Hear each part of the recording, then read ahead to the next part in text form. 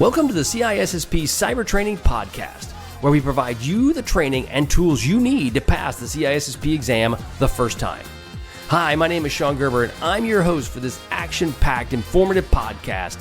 Join me each week as I provide the information you need to pass the CISSP exam and grow your cybersecurity knowledge.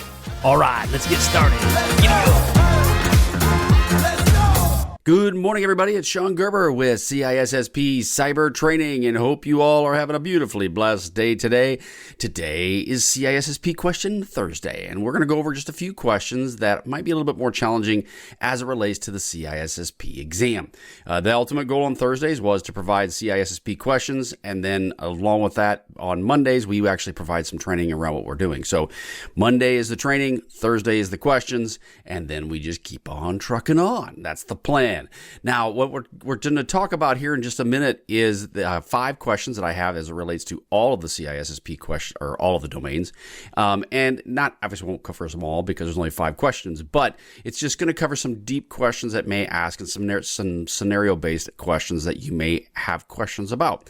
That's question saying that word about 4 times in about 1 sentence. That's a lot. So, all right, let's get going into what we're going to talk about today. Well, before we get started into the questions today, there was an article that I saw in the InfoSecurity magazine, and this is around the South Yorkshire Police deletes 96,000 pieces of evidence. Now, if you all have known, we've talked about this at CISSP Cyber Training, there's an important part that you have a good plan related to the protection of data within your organization. Now, as you're dealing with police officers, obviously a big factor for them is the digital evidence that's out there. And there is a process by which you will manage the digital evidence of any case that you have, and that's that chain of custody process. Now, the problem that came into in this situation is that some people just didn't understand what they were doing, and it caused a huge issue. So basically, they deleted around 96,174 pieces of body-worn video. So there's your video that you have, or the police officers have when they're going and doing some sort of investigation, and it's all the video that goes with it. Now, as we know, video is extremely intensive, right? It stores up a lot of data. And I can see what ended up happening is potentially, this is just the quick look at this, is that, you know what? Hey, we've got all this stuff just sitting around. Nobody's using it. Let's delete it because it's taking up storage space and it costs us money. Now that's just a quick thought, and I can see how someone would come to that conclusion. But what it came right down to is an IT upgrade in 2023 caused the digital evidence management system to be stored on a local disk. So they had it from a cloud situation, they put it on local disk. A mass deletion occurred on July 26, 2023 during a third-party data transfer to a storage grid platform. So in this case here, it wasn't because someone just said, I got space, I want to delete it. It actually was because they were taking a move with it. Now, as we all know, moving data that's related to anything that's important like this, you would want to have a good plan in place on how to deal with it. You'd have your backups, you'd maintain your backups, you would do a data storage move, then you would verify your backups actually occurred. The SYP could not provide definitive explanation for the deletion. They just deleted it. So I would say there's a tragedy of errors in this that potentially could be a big factor. One, they probably had an IT person that did not totally understand how to move these digital assets from one location to the next. They may have done it with a third party, they may have done it internally, but they didn't truly know how to verify that once the data is in one location, it's moved to the next location, and then how do they validate that the data was actually moved. I think it was just hey, let's just copy paste, and then real quickly, if any sort of a issue with the data transfer were to occur and the data becomes corrupted, now you have a bigger situation. Now, this affected about 126 criminal cases, but with only one case potentially impacted at the court stage at this point. But it's 126 criminal cases. Now, not everything with the footage is imperative to the business case itself, but it shows a lack of knowledge potentially on how this should have occurred. They may not have wanted to pay for someone to actually do this, but yet at the end of the day, they probably should have paid someone to do this. So what does it come right down to? You need to have failures in data. They had failures in data management, backups, and record keeping. Obviously because these things happen. So they need to, from an organizational standpoint, need to have a really good plan in place when they're considering any sort of move like this, especially when you're dealing with chain of custody aspects and you're dealing with court cases. So it's an important part. The recommendations that came out of the ICO, as well as implement adequate storage backup solutions, shadow third parties that are accessing these systems, right? So if there's a third party that's managing it, are you watching what they're doing? You don't just going, hey, yeah, you guys take care of it, no big deal. You're going to need to shadow them as well. Define third party roles and responsibilities. Conduct risk assessments. Big factor is conducting a risk assessment on what you have, and then ensure all records are clearly identified and marked. So there's a lot of failures here that occurred. Hopefully, unfortunately, if you are in the court system, if these body cams footage was important for your case and you lost it, that would be extremely poor. It'd be very bad.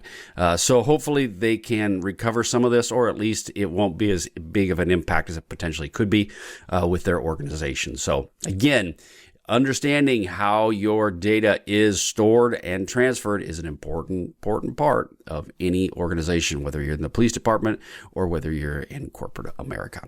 Okay, so let's go on and move on to the questions we have for you today.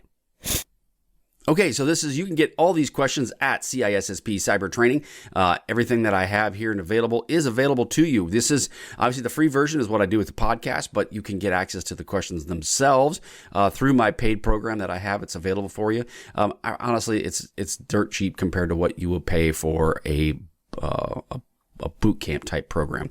I'm giving you all the content that you need in a boot camp type program available to you, as well as mentorship and availability of myself to you if you see fit. And finally, we have the free versions I have available, the bronze package. Honestly, that thing, you should be picking that up immediately. The reason I say that is because it's free. And if you want to have a self-study that you don't think you need any sort of deep dive or any sort of type of boot camp type activities, the free version is exactly what you need. And I would sign up for it immediately because it's free and it doesn't cost you anything. So let's move into some of the questions and let's answer these and see where we go from there. Question 1. Scenario. Okay, you are a security architect at a multinational financial institution. The organization is deploying a new cloud-based application that processes sensitive customer data.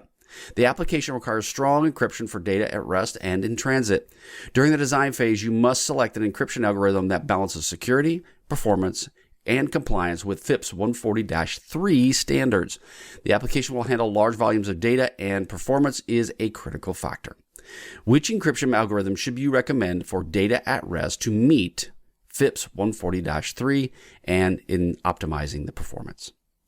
Okay, first question, or first answer, A, AES 256, B, RSA 2048, C, triple DES, three DES, and then Blowfish. Okay, so those are the four options that you have available to you. So which one is it? Which encryption algorithm should you recommend for data at rest to meet FIPS 143 while optimizing performance? So if you look at the questions, you'll go, well, you know what? I know that Blowfish is a symmetric cipher and it's not FIPS approved, so I'd throw that out.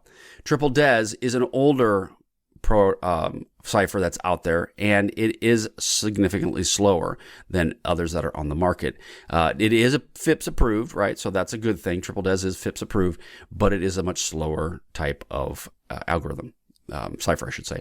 So if that's the case, I would throw that one out as well. So now you narrow it down to two. You got AES 256 and you got RSA 2048. Now RSA 2048, that's a relatively new one that's been out, and it's an asymmetric encryption algorithm, okay? And it's used for key exchange or digital signatures. It's not designed for encrypting large volumes of data at rest due to its computational overhead, because it's basically 2048-bit. Now, that being said, can it do it? Yes. Should it do it? Not necessarily. It should be used for digital signatures because of that situation. So it leaves you to the last one, which is AES 256. This is a standard with 256-bit key, and it's a symmetric encryption algorithm that is FIPS 140-3 compliant, and it is highly regarded as a secure method for protecting sensitive data. Okay, so it gives you good security, and it also helps with the overhead that it isn't having to be computationally too high. So it works really efficiently for the data at rest situation. So the answer would be AES 256. Question 2. A large healthcare organization is implementing a new electronic health record system, or EHR. The system must comply with HIPAA regulations and ensures that not only authorized personnel can access patient records, ensures only authorized people, The organization uses a role-based access control, or RBAC model, and is considered implementing a single sign-on solution to streamline the access across multiple applications. However, there's a concern about the potential for an unauthorized access if an SSO session is compromised. Okay, again, they have MFA, or they have they have RBAC in place. They are going to put in SSO as well. But they're concerned that if an SSO session was compromised, it would then, because they're using it for the single sign-on for many applications, you would have access to multiple applications at one time. The question, what is the best approach to mitigate the risk of unauthorized access in the SSO implementation while maintaining compliance with HIPAA? Okay, so A, longer session timeout period to reduce the user authentication. I can't speak. B, implement multi-factor authentication for all SSO sessions. C, disable SSO and require separate logins for each application.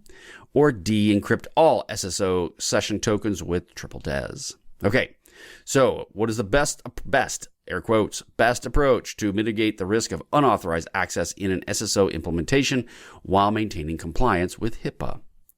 Okay, so let's knock out a few of these that maybe don't make any sense or aren't the best answer. A, encrypt all SSO tokens with triple DES. Okay, so triple DES session tokens that we talked about in the previous question is a less secure, and it is older type of product out there. And so therefore it alone would not address the authentication risk. It would just encrypt the overall session. So that in of itself is not necessarily the best answer. Disable SSO and require separate logins for each application. Disabling SSO would not help you, and you're now back to where you were with square one, which is the fact that now everybody has a login for the application, and they're using password reuse. So that would not be a best option either. So you've now narrowed it down to 2.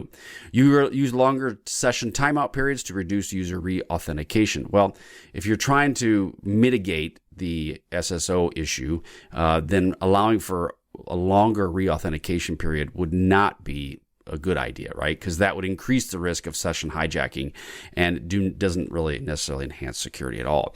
So the answer would be B, implement multi-factor authentication for all SSO sessions. So again, multi-factor adds an additional layer of security requiring multiple forms of verification, which we've all talked about numerous times on this podcast. It significantly reduced the unauthorized access of an SSO is compromised. So multi-factor is an important part. Now, obviously, you can do different levels of multi-factor, from having an actual authentication application on your phone to just having text sent to you, which we know the text sent to you is not the best option. It is an option, but it's not the best option. So then this question, though, the ultimate goal is just implement multi-factor for all SSO sessions. Question 3. Your organization has detected a sophisticated advanced persistent threat, APT, targeting its financial systems. Oh, no. The incident response team has identified indicators of compromise, including unusual outbound traffic to known malicious IP addresses. The organization uses a SIM, basically, like a Splunk or a ArcSight or something that is used to monitor and correlate the logs, right? But the APT has evaded initial detection by using encrypted channels and low and slow attack techniques. Very smart of them, it is. So what is the most effective step to contain the APT and prevent further data exfiltration? Okay, obviously there's a lot of steps that have to go into this, and not just one, but let's just talk about what we have. A, block all outbound traffic from the firewall until the threat is fully analyzed. B, deploy new antivirus signatures to detect APT's malware. C, increase the logging level of all systems to capture more data. Or D, implement network segmentation to isolate affected systems. Okay. So there's a lot of little things in here you could do, but which one is the best, the most effective that you could actually have happen? So let's start with 1. Block all outbound traffic at the firewall until the threat is fully analyzed. Okay, that'll work, but you'll get a lot of people mad at you. Basically because by doing this, nobody can move nobody can do anything within the business. So that would cause drama. Now, the APT is probably in your network, and they can move laterally within your network. So that would be a little bit of a challenge. But again, if they can't communicate outbound, that would limit to what they can and cannot do. So that's not a bad thing, but man, there's a lot of implications for doing that. That would not be the most effective step. B, deploy a new antivirus signature for the APT's malware. Okay, so antivirus signatures may not be effective specifically against APTs. Again, if it's a robot type APT activity, maybe, but if it's someone that's actively engaged in your network, probably not. Probably won't do much to them at all. Increase the logging levels of all systems and capture more data. That is good. It can be helpful in investigation, and it can provide you a little more data. Now, it might be a bit after the fact because you already know they're in your environment, but it's not terrible. It's just, I think you use that in conjunction with something else. And then the last one is implement network segmentation to isolate the affected systems. Yes. Okay. So implementation of segmentation would be very good. Outbound traffic, potentially, parts of outbound traffic, maybe there's parts that you know where they're at. You may do some sort of segmentation. Now, ideally, you would want your architected network to be segmented before you even have this problem, but you may have to start cutting off parts of the body to save the whole body. And that's where the segmentation piece comes into play. So you just have to figure out what is best for you and your organization. But in this situation, the best answer would be D. Implement network segmentation to isolate affected systems. Question 4. All right, a global manufacturing company is expanding its operations into a new country with the strict data protection laws, including mandatory breach notification within 72 hours. Sounds familiar. The company's risk management team is conducting a risk assessment to identify potential threats to customers' data stored in the new data center. The assessment identifies high likelihood of insider threats due to inadequate employee training and weak access controls. So what is the best approach to mitigate the insider risk while aligning with the new country's data protection laws? Okay, so the global manufacturer is expanding its operations into a new country, and it's got breach notification aspects. What are you going to do? Okay, so let us look at some of the questions and see what's available. Okay, so A, conduct a one-time security awareness training for all employees. B, outsource all data processing to a third-party vendor. C, encrypt all data at rest with proprietary algorithm. Or D, implement a data loss prevention solution to monitor and block sensitive data transfers. Okay, again, you're dealing with a different country, and you've got data breach laws that you have to work through. What do you do? So let's look at to start taking these one by one. One, you conduct a one-time security awareness training for all employees. This is good. It is positive, right? But it's not sufficient for what you're trying to accomplish, right? This will just kind of more or less be a placebo. You're going to need to do training with people, but at the end of the day, that's not going to stop somebody from getting data outside your organization, and that's not going to really mitigate the risk of an insider risk problem. Outsource all data processing to a third-party vendor. Okay, this could be some level of protection. However, it does incur new risks, such as third-party vulnerabilities. We talk about this a lot in the CISSP, is third-party risk management. Do you have a third-party risk management program in place? This does not directly address insider threats specifically within your organization. And so it's not necessarily the best. Encrypt all data at rest with proprietary algorithm. Again, proprietary encryption is risky. I do not recommend it. It's not a good idea.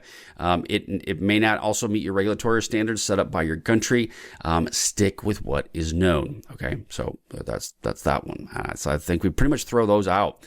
Then when we get to the last one, D, implement a data loss prevention solution to monitor and block sensitive data transfers. Now this is DLP is really what you want to do. That is an important factor in all organizations, that you have a DLP program in place and that you are watching what's going on within your company. So DLP, great idea. I would highly recommend it. And therefore, that would be the right answer in this specific question. So again, any unauthorized data transfers by insiders would be addressed specifically by the DLP program that you have in place. All right, let's move on to the next one. Okay, the last question. Question 5. A software development company is building a web application for government client that requires compliance with the Secure Software Development Framework, SSDF. During the code review, the team identified vulnerabilities in the application's input validation that could allow for SQL injection attacks. The development team is under pressure to meet deadlines and is considering bypassing the fix to expedite delivery. What is the best course of action to address the SQL injection vulnerability while adhering to SSDF guidelines? So again, SSDF is the Secure Software Development Framework. And when we talk about frameworks, what is frameworks? Frameworks are just like a guide, right? A guide on how you should do step A, B, C, and D.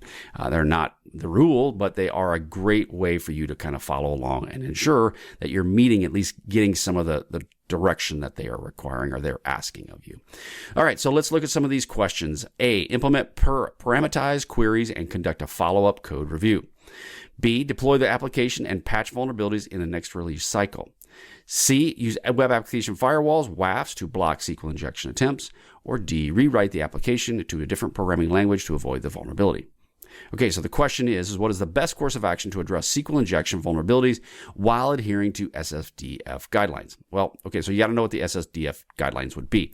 But a lot of the code guidelines would focus around doing code reviews. They also talk about making sure that you have parameterized queries. They want to make sure that you have input line comments that are set up. They want to make sure that you have limited different aspects within the code environment.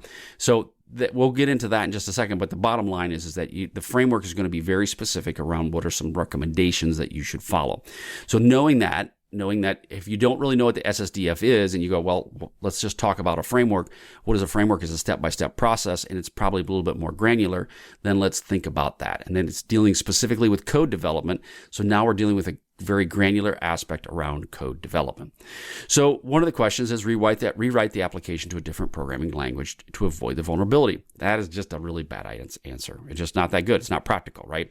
So rewriting your code, if you've all written it in one level of code, now you're going to write it in something else. That's not going to work. So I would not do that one. That would be no. Don't pick that one. C, another one was use web application firewalls to block SQL injection attempts. Now, this is good, right? You can block the attempts that are occurring, but it's more of a compensating control. It does not deal with the root cause of the vulnerability itself. It's more of kind of just to cover it. It's a placebo. And that's not a placebo, not really. It will help, but it's not going to address the overall root cause of the problem.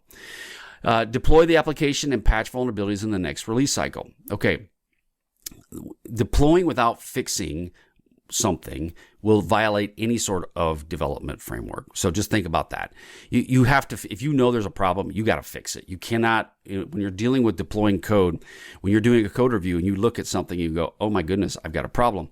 You do not have the ability to go, well, hey, you know what? Let's just deploy it, not worry about it. Yeah, you can't do that because then you're automatically injecting a known risk into your organization. Now, can that happen? Potentially, but this is where you would not do that from your standpoint, from a code review. You would run it up the flagpole, and if the leadership says deploy it, that would be very foolish of them. But if they said just deploy it anyway, we want it to go, it's not your head, it's theirs.